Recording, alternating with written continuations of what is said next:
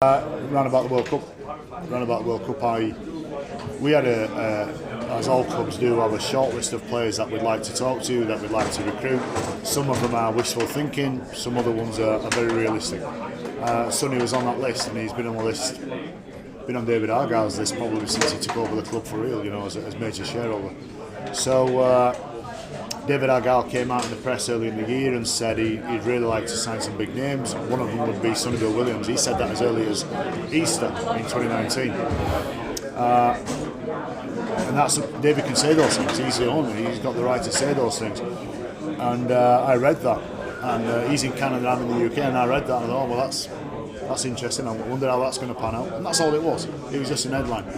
But from there, his people were talking to some of our people and just exchanging pleasantries, that's all. Nobody was saying anything about figures, money, contract length, the realities of moving over to the UK or Toronto. None of that conversation, just real polite pleasantry, exchanging details, maybe just swapping emails. A week after the grand final, David launched his health product, Rugby Strength, and during that launch afterwards, a journalist said to me, how's your recruitment going? Have you got any of those big names on your list? Is any of that real? I said, yeah, we've had some dialogue with Sonny Williams, and it's not a no. And that's all it was, the fact that it wasn't a no. And as I said there in the forum, that whenever you're recruiting, if it's not a no, it can go somewhere. Might never get him, but at least you can get to stage 2 and stage 3 in that negotiation. And the encouraging thing is that his people said they didn't say no. But then the headline the following week was Sonny Williams is coming to Toronto, which isn't quite accurate. But what that did do, though, in a positive way, is kick everybody at the backside.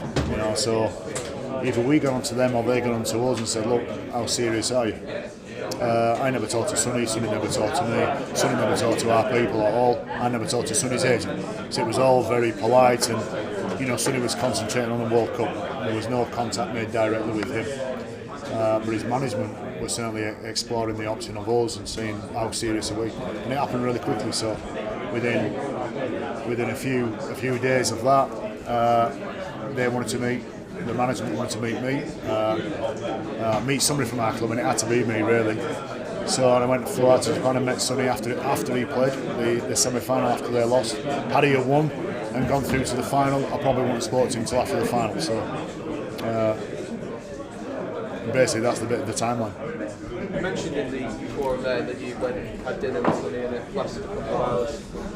How did those chats go? Was there any moment where you thought actually this might not be going the right way, or was just everything between you two? Well, look, he's an intelligent guy, and those. I don't think he was going to sit down and shoot his mouth off, and neither was I. But I've got to tell you, he needed to make sure that I knew what I was doing as a coach. If he's going to commit, if there was ever a chance that he was going to take the conversation any further, take the negotiation further, he needed to either eliminate us or put us higher on the list. And the way to do that is by me, probably the most important bloke at the club, is the bloke who gets the team to play each week. And he needed to make sure I knew what I was doing. I don't think you're ever going to completely decide a bloke's personality long term over dinner, but you certainly get a steer about, certainly from my point of view, I needed to get a steer about who he is. Is he just about all the headlines? Is he just about the brand, or is he a player? Is he a competitor? Is he an athlete? Has he still got the desire to win? I reckon within 10 minutes I saw some really good traits within him. Some of what he didn't say and some of how he acted rather than what he said, I picked up some really good traits of him. And hopefully, he did the same with me. We ended up speaking for well over 90 minutes about how we attack, how we defend, the working week, what we do about travel, how that works, going to Toronto, where you live, Toronto as a city.